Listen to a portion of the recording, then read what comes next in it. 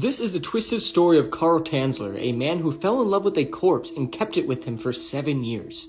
Carl Tanzler was a radiologist with an unusual obsession.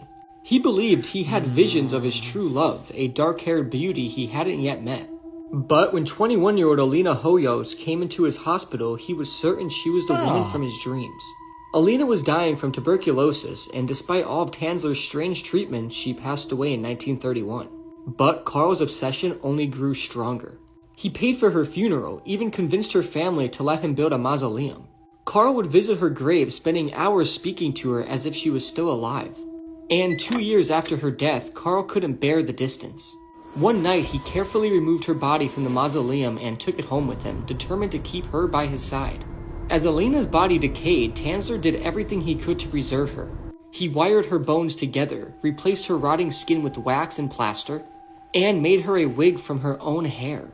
He dressed her in fine clothes, covered her in perfume, and kept her in his bed like she was still alive.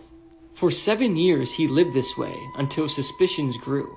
In 1940, authorities finally investigated his home and found Alina's remains, mutilated by his twisted preservation attempts, lying in his bed.